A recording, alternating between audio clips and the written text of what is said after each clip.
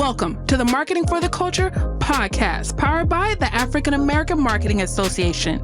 Each week, we'll bring you an insightful conversation from some of the best experts in our industry on how to advance our career. Join the collective of Black marketers across the world, advancing their brand as we work towards creating a collaborative community. Hey, good people. Welcome to the Marketing for the Culture podcast. I'm your host, Michelle Gomez, and today I have not one, but two special guests from our sponsor, HP. So, Esanam and Katie, welcome to the show. How are y'all doing today? We're doing pretty good. You turned that on good. Doing great, Michelle. Glad to be here. Yes, I'm so grateful to have y'all. So if you can take a moment to introduce yourself and tell our listeners what you do, not just with the company, but in life in general, outside of work. I'll let you go first. Okay, thank you. Thank you, Katie. So I've been with HP for just under 8 years now, and I'm in the marketing organization. And in a nutshell, what I do is I really work with a lot of our local marketing reps and sales team to really activate a lot of the campaigns that they're trying to drive locally to really sell our business. So I'm actually part of the Workforce Services and Solutions organization. Something HP is now getting into, just the focus on services and customer experience is big. And so as a tech company, we want to add that service on to all our customers' purchases with our company. And one thing that I'm really big on is how do we ensure the customer gets the right product? How do we ensure that they're happy? And how do we arm our sales team with what they need to be able to satisfy our customers? Outside of work, I'm a mom of 2 kids. So as a working mom, it's always a juggle. So every day is completely different from the day before. But I think at the end of the day, it just really rounds me out. I'm grounded. I'm focused. I'm determined. And I just love the adventure of what I do on a daily basis, both at home and at work. I love it. Katie? Awesome. And to Esanam's point, I'm also in the circus. I'm a ringleader of creativity, of strategy, of my son, my 6-year-old, and just keeping everything in the ring and keeping the show going. For HP specifically, I've just actually gotten back as of 2020. I worked at HP about 10 years ago in the travel space, running their PMO office, especially during that time when United and Continental Airlines merged. So I managed all the craziness of that. Left for a little bit, went to a couple different agencies, and then I came back, and now I'm in the internal agency of HP called HP Studio, where we create all of the content. So Marcom Program Management is my title. And pretty much I'm making all the visuals that you see from HP, from video to lifestyle photography, to product imagery, below the fold marketing, anything that you can look at, we're doing it over here. So that's pretty much my background. I'm in Houston, Texas, and I'm happy to be here. Very cool. She brings life to all our creativity. So, Katie, I'm very curious because you went from, I'll say, an external agency to an internal agency. When you arrived at HP the second time, did they already have that internal agency in place, or was that a fairly new concept? It was fairly new. So the agency I was with before was called Anadin, and basically we were somewhat the internal agency. We had a very close relationship with the product marketing team and the industrial design team. So our close relationship with them allowed us to create a lot of like the baseline images of product. So you can say we were like the little sister company. And eventually, as the economy changed, which rightfully so, HP decided to create an internal agency of their own, and they started doing that in parallel with Anadin, kind of moving the business little by little. So yes, it was created before I got here, but it was definitely modeled after the agency I was with before. So it was more of a continuation of learnings versus, going from a completely different agency working with completely different partners to HP internal. Yeah, it's a very interesting concept. It's a good move too for Absolutely. a company that size. I think it's very smart. Totally. Except for when we go for like content awards, we're up against, as an internal agency, we're up against different agencies that worked with several brands, whereas we are HP focused only. We do have a house of brands, right? We have Poly, HyperX, and so we have other brands we can work with, but the plethora of things that we work on to be focused on hardware specifically. So sometimes I do miss having that diversity of different, companies that we work with. But I mean, there's so much in HP, we have enough to do. All right. So I would like to start with Esnam. You've had an interesting career journey from what I've captured. How has HP supported you through your career transitions? Oh my God. So I think that if no one says anything else about HP, it's definitely the place to grow your career. HP totally and completely supports, people that want to try different functions. So prior to HP, I actually was an engineer. I started my early career right out of grad school, in fact, as an engineer. Was an engineer for about 3 or 4 years, and then went back to business school and switched careers into marketing completely. And lo and behold, I never really sought out HP initially. I think I was truly focused on CPG, but I think I stumbled upon HP in my geographical move from New York to Houston. And it's like all of a sudden, my prior experience and my current interests all just came together. My background as an engineer, plus my current interest in marketing, all just kind of made it a perfect entry or segue into a role as a pure marketer. Within HP, I tried different things. I actually started off as a product manager, which is very different from a marketing specialist. And as a product manager, you're completely responsible for the product itself. So I was responsible for one of the products called the desktop minis, the HP commercial desktop minis. It's an actual desktop that sits. It's really small. Sits on your desk. But it allowed me to fully understand what went into development of an actual product that you see out in stores and online today. And then from there, I started to develop an interest in, okay, well, how do we market these desktops? They don't just sell themselves, right? Once we make these great products, how do we get them into customers' hands? So there was an opportunity for me to actually raise my hand as a product manager and ask for some, responsibilities that allowed me to learn a little bit more about that.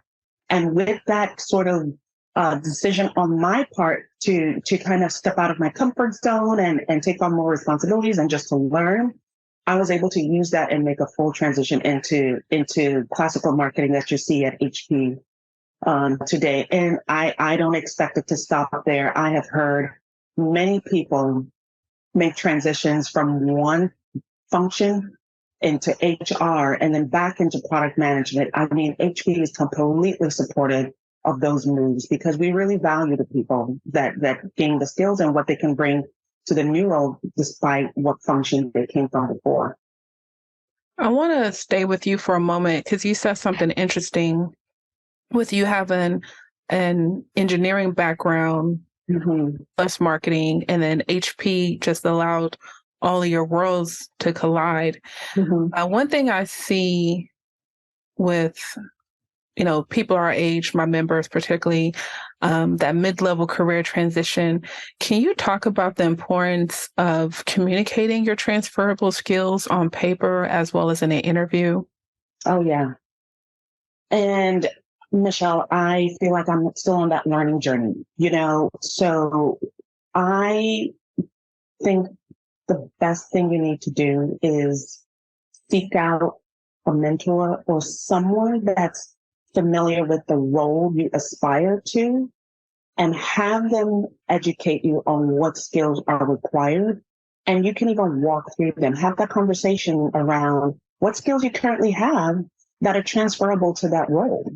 So for example, I at some point really thought I was going to be a great fit for human resources.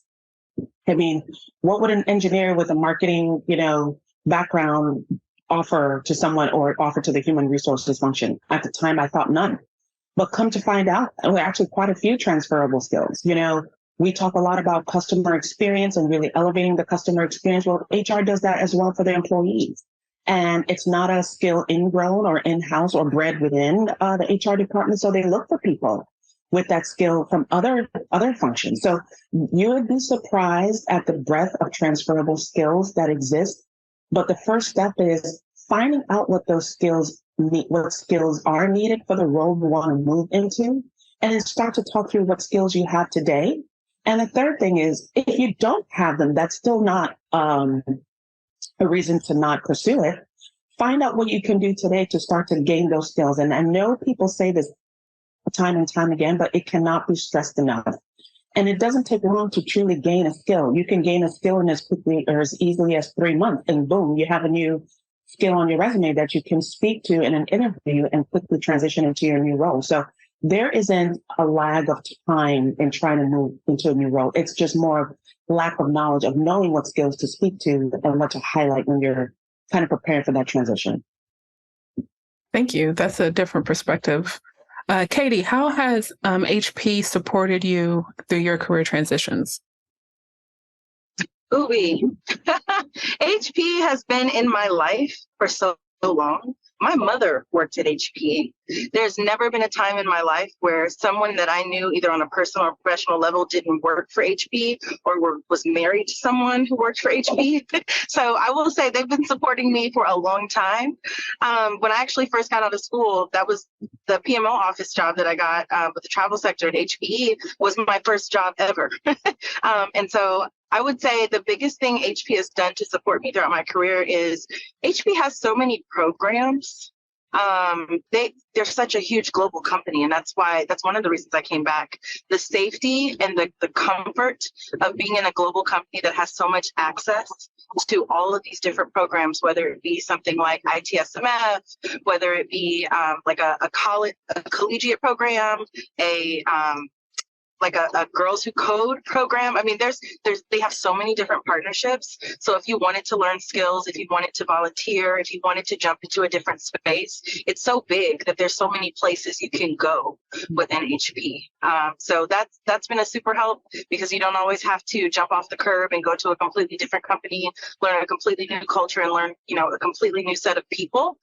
So it's giving me a wide breadth of places where I can go within the company, and that's been supportive. But in addition, I think just the people, the culture of HP is one that they are really, really, really big on learning. So to S&M's point, if you have a role that you're interested in and you do not have the background, HP will tell you, come on, come on, and we'll teach you how to do it. And then we'll give you the mentors that you need to get through it. And if you don't like it, you can make a different decision. You're not stuck anywhere. So, being able to have the opportunities available, being in a huge company where I can go anywhere that I want in the world. I can go anywhere in the building, anywhere across the business from, a different functional perspective has been super supportive. And then lastly, I think S&M also said this, mentorship. There are a lot of people within HP that are not only students from the business, but also teachers. I think everybody at HP seems to aim to not only be, a student, but also a teacher, and then we have a big culture of giving back. So there's always someone with their hand out ready to help you. And so that's been huge. And S&M, we've recently become close because, we have a common mentor who's a VP in the building also. And she's, been putting us on projects together. And I think it's because she's also recommended, she's like, you should be a product manager, and just learning that about S&M. I'm like, look at that. She's like, you're there. I'm going to put you with people that did that. So you can start to see, where your career might go next. And slowly but surely, I am starting to see myself in that role. So, it's a really big community and culture of learning and of relationships and of, reaching your hand out. And that's how HP has, been supported. And Michelle, if I could just add on to that, one big piece in addition to that is, and you don't find this in most organizations, is your managers are actually pushing you to define your career. They're actually asking, what do you want to do? there's so much of manager investment in your career than I've seen at most organizations. Once you start the conversation with your manager, you would be surprised at how they kind of quickly switch into mentor role, sharing their experiences navigating through, the wide world of HP and the different career choices you can make. But I just wanted to add to that you'd be surprised at how supportive a manager is of a career transition you're interested in making and how they could even help you get your next role. Yeah, that's so important. I know one thing that I learned, especially in my 20s, and every now and then we see the different quotes floating online, but people do quit because of management, right? Mm-hmm. It's and I've been in those situations when I was working in financial services, great companies, but my direct report and we just couldn't get on the same page for whatever reason. So it's good to, when you do find the right company, to have that nurturing relationship from your leader. Yeah, exactly.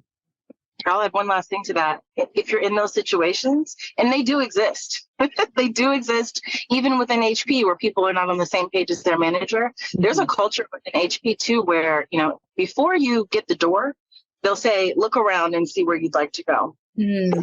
So that's another piece of it also. You always get an opportunity to find another choice or go down a different path. And I think, I don't know, I haven't really been shown the door too many times in my career, but I do love that that's available. And I've heard from plenty of people within the business who are like, I was on the verge of just leaving, but then I found something else. And so that I think contributes as well.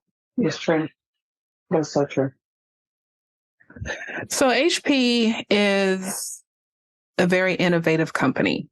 And obviously, we're hearing a lot about ChatGPT and AI. So I'm just kind of curious if you know, or from your work experience, what is HP doing within the AI space, or maybe your overall thoughts regarding AI? I have a lot of thoughts on AI. AI is here to stay. That's my rounding thought. But in terms of HP and AI right now, what we're doing is we're in the investigation phase. Very much like you see a lot of companies now that are racing to be the first to do everything, right? And I think HP has always had a culture, and I totally agree with it, that you never really need to be the first. I never buy the first phone when it comes out, right? I wait till it breaks, everybody complains about it, they make it better, and then I want it. Same thing with AI. I think HP is taking a really responsible approach because we are in the securities business as well as the hardware, software, and services business. And so because of that, with data being so volatile right now, I think it's really key that we're making safe and ethical choices for our consumers when we jump into things like AI, where data is the main driving component. We're looking at how to use it internally in the business to be efficient, right? So that we can maximize the potential of our resources. And then we're also looking at it into our hardware. We have like immersive technologies that we're investigating to see what the future of tech will be. I can't really go 100% into it, but I will say, if you've seen the movie Her with Joaquin Phoenix and Scarlett Johansson, that's the future of what technology I think is going to be. And there's so much AI in that movie, it's ridiculous. So that would definitely give you a clue in terms of where we're going. But I'll kind of pause right there, and I'm sure we can keep getting into it as we go. That's a really honest answer. I listen to a lot of podcasts. I do a few interviews, and, you always hear these stories on how some founder wants to be the leading, XYZ in their niche. And it's like, everything's really new, right? Everything's really new. You don't have to rush through this process. But I also understand with the quick evolution of AI, obviously it's reaching the masses, the price points going down, things of that nature. And it's creating a sense of urgency for everyone to kind of just get on because they do want to be first. Exactly. And I've always thought too, right? You never want to be the first. You never want to be the best. You want to be the only. So I think, for HP, it's really good to be responsible and find out what really makes sense for our customer. And not just, what information can we put in and get information out quickly. We have researchers that do that. We're a huge company. We are about people. So we're not, looking at this as how can we eliminate as many jobs as possible? Because the truth is AI exposes many professions that people have gotten degrees, and gone to school for years to study. But we are at a time where evolution is required. And so if you've got a job that a computer can do now, what does that mean? What do you need to do now? How do you evolve your role? How do you evolve your skill set? How do you evolve the way you process information and use your unique creativity and consciousness to push the world forward? I think that's the question that HP is answering right now, and it'll take us a little while to get there. But just like Dave and Bill, our founders, who created the audio oscillator in the garage, I think it'll take us a little time. But when we do find it, we will be the only one, I think, that will have the solution that we put forward. I love it. I love it. So yesterday I saw this survey. It says that there's like less than 10% of Black people or Black marketers, which I'm always astonished by this stat, because when I look in, my network, it's like 100%. So I guess my question is, what advice do you have for Black marketers, regardless of their space, right? Small business owner, agency, corporate. What are some things that they need to be aware of in order for them to grow as an expert? Wow, that is a great question. And you're right. I do have the same, thoughts as you do, Michelle. I mean, maybe we have the same network now as we get to know each other better. But gosh, I think what worked for me is really being vocal about my passion for marketing. There's absolutely nobody that met me that didn't walk away with knowing that that's where my passion was. So it's almost as if you have to really embrace and embody that skill of personal branding. What do people know about you? What are you going to be known for? What do you want to be known for? Now, are there barriers? Yes. I do feel like, as Black women or Black people in general, we have to communicate maybe a whole lot more often than people of other races, just to be able to kind of get your voice heard and what you really want to do. Now, a great thing that we all absolutely need, in addition to that, is an amazing sponsor, right? And again, I think it's a step that I find people try to not take, perhaps either lack of knowledge or just not even knowing who to approach or even not knowing the concept exists.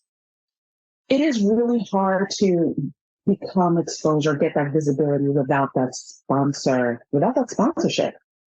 And people that really believe in you and believe in your ability to be a strong marketer. I know in HP, we're gradually growing our pool of diverse talent, which include Black marketers and female Black marketers.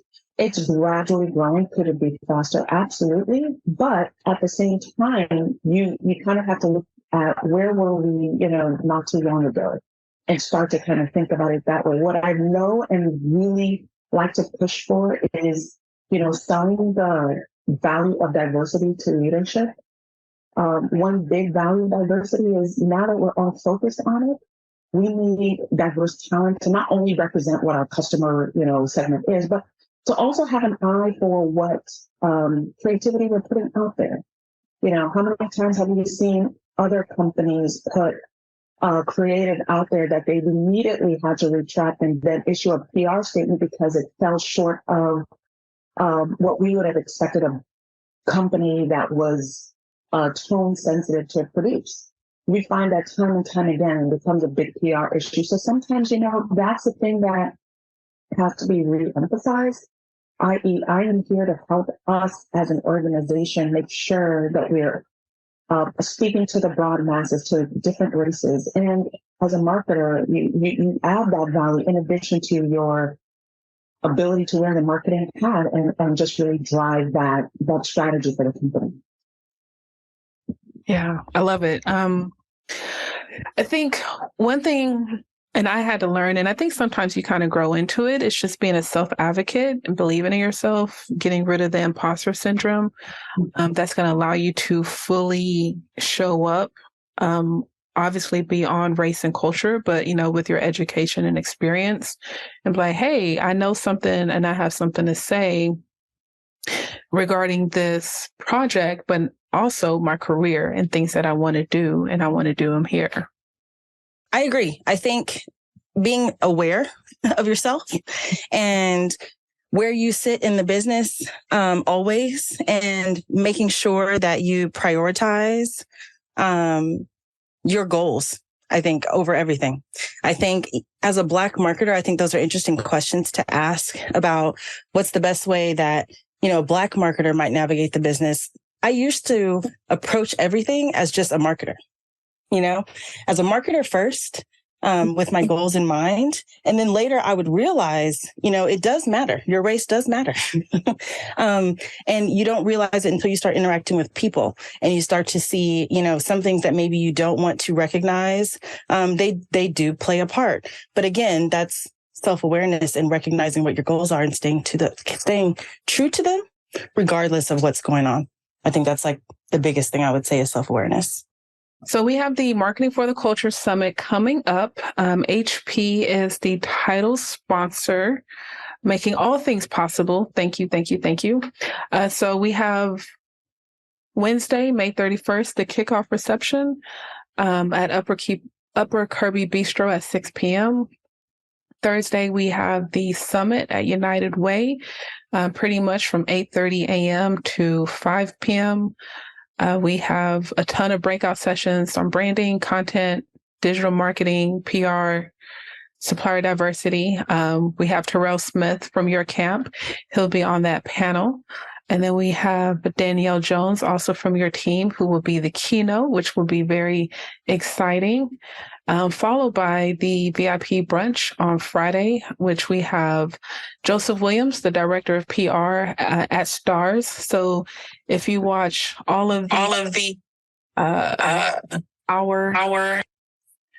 he's creating PR campaigns for that. And that's going to be moderated by Vanessa Darby, who's the digital marketing manager at Shondaland. So these people are running like the hottest TV shows right now, which is really interesting. But what are you most excited about when it comes to the Marketing for the Culture Summit next week? I'm excited for the community. I love that I love, for one, that the African American Marketing Association exists. And I'm excited to just see, what that community will bring to the table, what conversations will be had, what, information will be uncovered. I think we do have, like I said, even though I approach marketing as a marketer first, I think culture informs so much of marketing. It's out of control, right? It informs the way that we do messaging. It informs what things are important to what people. And so as Black marketers, I think there is definitely a unique voice to be heard. And I'm just excited to hear it. I'm excited to be a part of the festivities. And of course, I've mentioned many times, I love brunch. So I'm ready for the brunch. Let's talk some more. That's awesome. And I'm in the same boat. I've gone through the agenda, the topics are all intriguing. I would say I am most looking forward to seeing a room of people like me, like-minded people like me. Now, I just feel like as African Americans, we have so much to offer the marketing community. Our creativity is bar none. I am just really looking forward to hearing others, share their experiences, share their best practices, us taking that back and actually sharing with our counterparts here, because nothing is better than being able to go into our communities, learn something and bring it back to others, and then just, enlighten them about the community that we have and how much knowledge exists within the community. So, Michelle, kudos to you. You are a true marketing leader. I absolutely love the way the summit came together. And I just love seeing the branding and the promotions and just cheering for, the excitement that's about to happen next week. And I've been just, excitedly telling everyone about it. So we're going to be there. We're going to be there in our numbers. So really looking forward to it. Yeah, we're going to have a good time. We're going to have a really good time. We're going to have a good time all 3 days. And I think there's so many testimonials in this process, but I'm going to share that for the day of the event. Awesome. I will add also, Black-owned agencies are a big deal. Yes. As a creative content person, I'm excited to make connections in that space as well. So, any Black-owned agencies or just, multicultural agencies that we can add to the roster and, build relationships with, that is my task. Please find me. Ooh, all right. That's the soundbite. So, oh man, is there anything that I haven't asked that needs to be shared? I think, you know what? I'm just going to add this little soundbite out there because I think the world needs to hear it. I think when it comes to AI, I know we didn't go super deep on the topic, but when it comes to AI, I would love to see more people of color creating data sets and training these new technologies so that we're not just implementing them and adapting them, but we're driving them as well. So that's my takeaway. Absolutely. And participating in focus groups, just a user experience, providing that type of feedback so it can be improved is important as well. So thank you. Yeah, Katie is a true pioneer in this space. She has taught me so much. So I'm on board with Katie and really trying to push for more people of color in that space and going out there and educating others, because guess what? We bring the creativity to a lot of this technology. What I love to add is, hey, I am a people person. I love mentoring. I love helping others within the community. I mean, I've learned so much from the people around me and even my own career. So connect with me on LinkedIn, hit me up. I'm, so open to getting to know people and getting to meet people and just helping people, navigate this world that we're in right now. We're going to do this together. So connect with me. Well, I want to thank you both for allowing us to have this conversation about Blacks in marketing and pretty much very, very grateful to be in contact with y'all and can't wait to see you next week. Grateful to you too. Thank you so much. And thank you for the opportunity to speak on your platform and also be a part of your event. I'm super excited and super proud of you for doing this. So excited. Thank you so much, Michelle. This is great. Thank you. All right, good people. Thank you for listening to another episode of the Marketing for the Culture podcast. Remember, you can get tickets for the summit on our website, aa-ma.org, or on Eventbrite. You can also send us an email at info@aa-ma.org if you have any questions. As always, I believe in you. Thank you. Thank you for listening to Marketing for the Culture podcast. If you haven't already, please subscribe, whether it's on Apple, Google, Spotify, or your favorite podcast platform. And of course, our videos are on YouTube. If you have a moment, feel free to give us a rate, review, or just comment. We appreciate our sponsors for their continuous support. Also, if you're interested in learning more about our sponsors or becoming a member of the African American Marketing Association, visit aa-ma.org.